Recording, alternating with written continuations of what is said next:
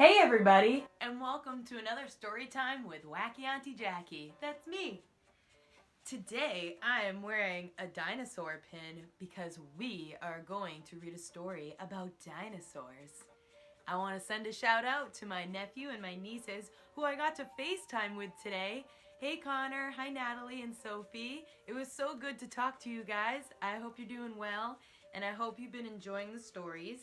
And I want to send one more shout out to Cam. Hey Cam!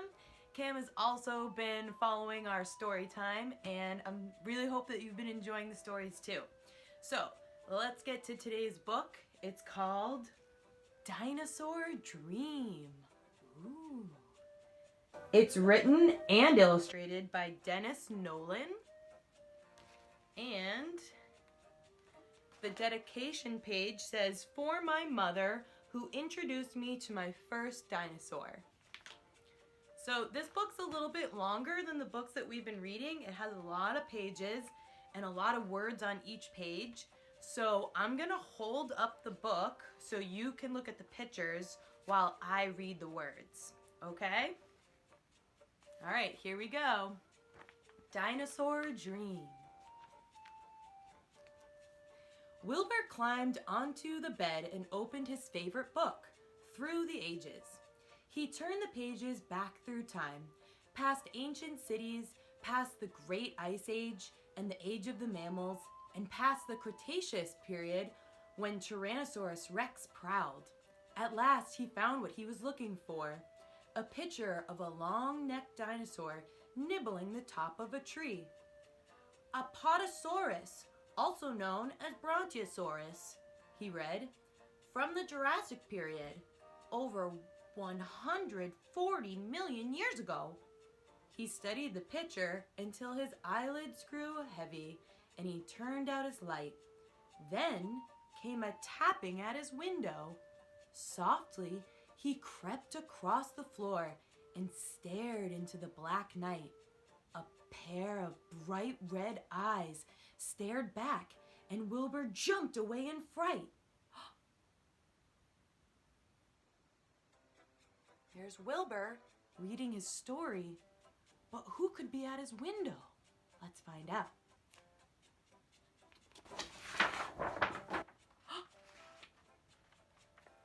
Wilbur looked out the window again. Standing in the soft glow of the moonlight was a baby dinosaur, swishing its long tail through the grass. It can't be, thought Wilbur.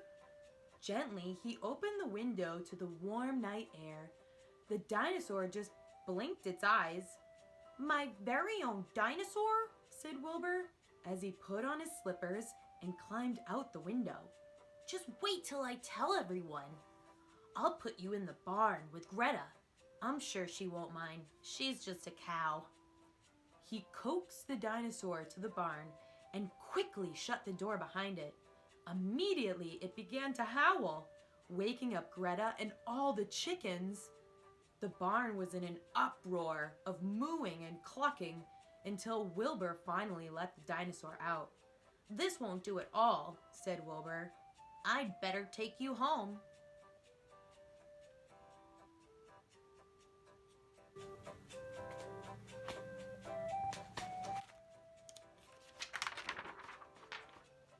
Here they go. Wilbur led the dinosaur across the pasture towards the woods. "This is no place for a dinosaur anyway," said Wilbur. "You would get lonely here with no other dinosaurs around. And besides, pretty soon you will outgrow the barn. I will take you back to the Jurassic period where you belong." He hugged the dinosaur and it thumped its tail on the ground. "You need a name," said Wilbur. "I will call you Gideon, after Gideon Mantell. He discovered the first dinosaur fossil." Wilbur turned and walked into the shadows of the woods. "Follow me, Gideon," he said. "We have 140 million years to go through."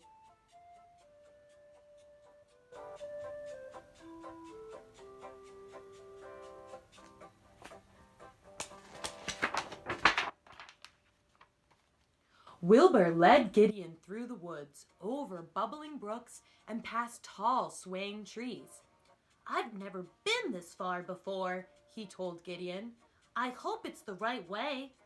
The hoot of an owl sent a shiver down his back. Gideon's eyes grew bigger and glowed bright red in the black of night. With another shiver, Wilbur realized it was beginning to snow. "But this is summer," Wilbur said. "It's not supposed to snow. We must be going back through time."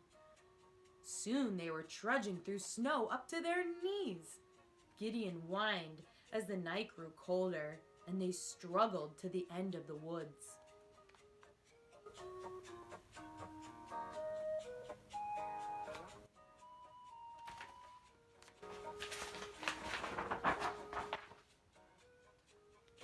The sun was just beginning to rise when Wilbur and Gideon reached the edge of the giant glacier.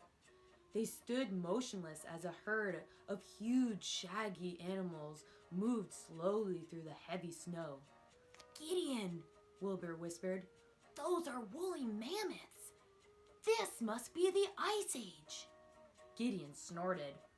A mammal stepped forward and swung its twisted husks into the air.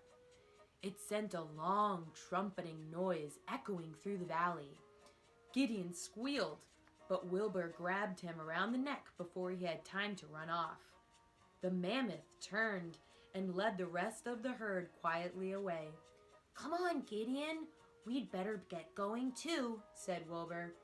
"We're back a long way, but not far enough."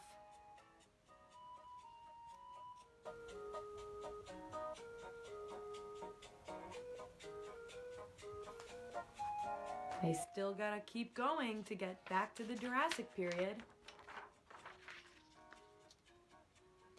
They marched out across the glacier as icy winds whipped about them. Gideon ran from the wind and tried to hide among the boulders, only to find a hungry saber-toothed cat clawing at the ground and flashing its long, sharp fangs. "Here, Gideon, quick!" cried Wilbur. They scampered up the rocks to safety. "The next time, stay with me, Gideon," said Wilbur. Gideon's teeth chattered as he trembled more from fear than from the cold. "Don't worry," said Wilbur, petting Gideon. "We'll soon be out of the Ice Age and into the Age of the Mammals. At least it will be warmer there. I just hope we're still going the right way," he muttered to himself as they headed for the high mountains.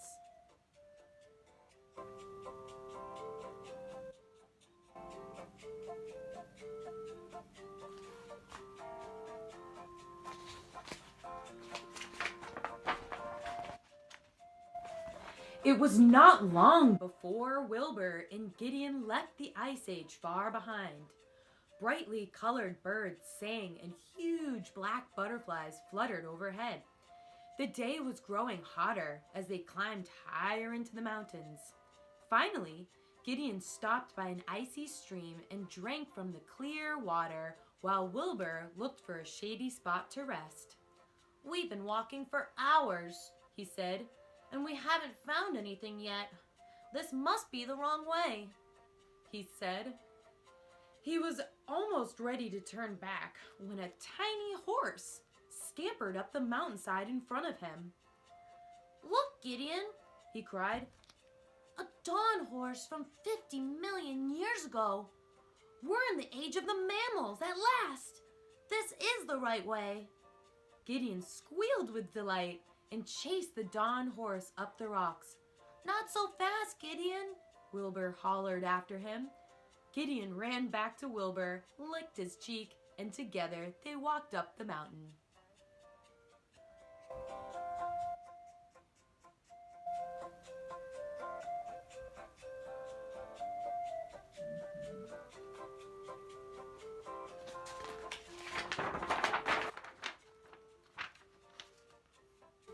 The sun beat down as they stood on the mountaintop and gazed out at the land below them. Mighty volcanoes rumbled, sending rivers of sizzling lava down their sides. Pools of hot mud bubbled angrily, and steam rose from the cracks in the earth. Gideon paced about nervously. "Come here, Gideon, look!" Wilbur pointed at the giant winged reptiles floating silently in the warm breeze. "Those are pteranodons. That means we're in the Cretaceous period, 65 million years ago. It can't be far now," said Wilbur. Gideon sniffed the hot air. A steep path led straight down the mountain.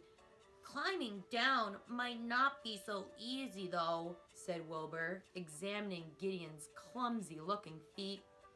"You'd better stay close behind me."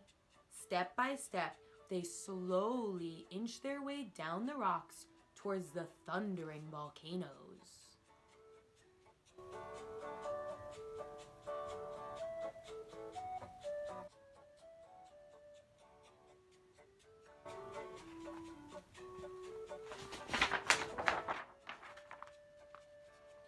Gideon and Wilbur followed the winding path down the mountain. Far ahead lay a wide green valley dotted with shimmering lakes. "Maybe that's the Jurassic period down there," said Wilbur. Then he saw some triceratops sleeping peacefully in the sun. "Oh, Gideon," he whispered, "I have to get a closer look." But Gideon would not leave the path. "They won't hurt you, they're asleep," said Wilbur, and finally convinced Gideon to follow. They crept slowly towards the gigantic horned dinosaurs. One opened a sleepy eye, and suddenly it rose to its feet. It snorted and began to charge. Wilbur and Gideon escaped to the cliffs. "Sorry, Gideon. This time it was my fault." "Well, we're safe now," said Wilbur as they rested on a rocky ledge. That was close.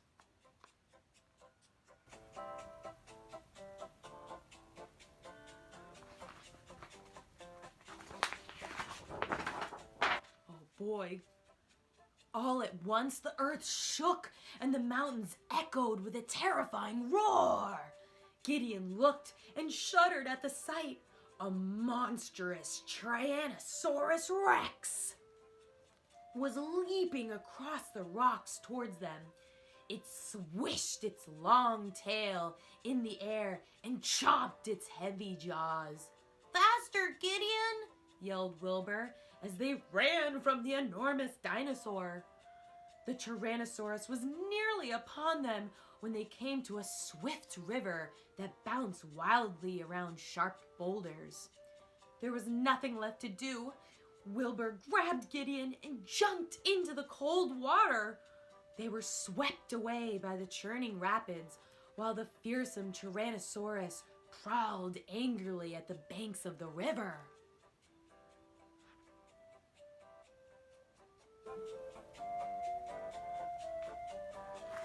Holy moly! Hanging on tightly to Gideon's neck, Wilbur kicked against the strong current, but it was no use. They were pulled to the edge of a high waterfall. They screamed, "Ah!" as they fell through the crashing foam, just missing the slippery rocks below. The splashing waters carried them down to a wide green valley. Finally, they scrambled to shore. They collapsed on a warm bank and let the afternoon sun dry them. Wilbur lifted his head drowsily. "I don't know if I can move another step. What about you, Gideon?" Gideon lay snoring among the ferns. Then the earth trembled, and they both jumped to their feet. A group of enormous, long-necked dinosaurs ambled toward them with great, plodding footsteps. Gideon sniffed the air and wagged his tail. "We found it! We found the Jurassic period!" Wilbur cried out as they ran across the fields of ferns to meet the Apatosaur family. Oh boy! And this is Gideon's family. They finally found them.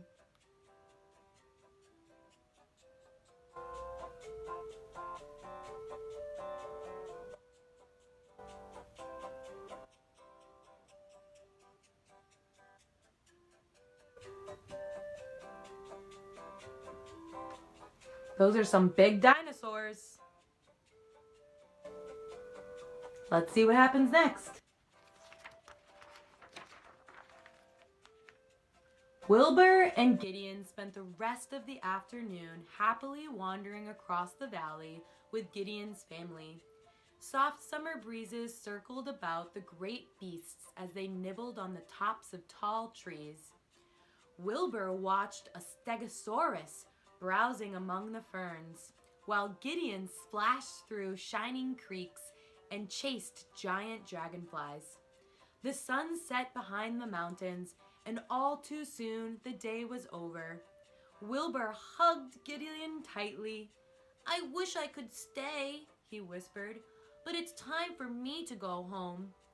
Gideon blinked his big red eyes and licked Wilbur's cheek. Waving goodbye to Gideon and the rest of the herd, Wilbur began his long journey back home. Soon, he was joined by the biggest Apatosaurus. The enormous dinosaur knelt before Wilbur, who climbed on its back, happy for the ride home.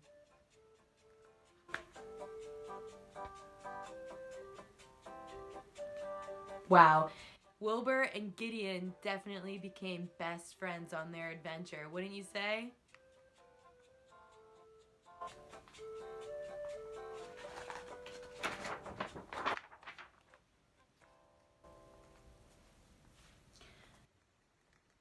The dinosaurs let out their last cries of the day, and soon the sound of rumbling volcanoes filled the air. The dinosaurs climbed high above the valley as Wilbur thought about his trip through time. He remembered the freezing winds of the Ice Age and the scary saber-toothed cat. He thought about the mighty Tyrannosaurus Rex and the ride down the waterfall to the valley. He smiled as he remembered Gideon chasing dragonflies through the ferns. He missed Gideon already and decided he would visit him soon. It will be easy next time, he thought, because now I know the way. Wilbur yawned and snuggled comfortably on the back of the Apatosaurus while it moved gently through the mountains. Long before they reached his house, Wilbur was fast asleep.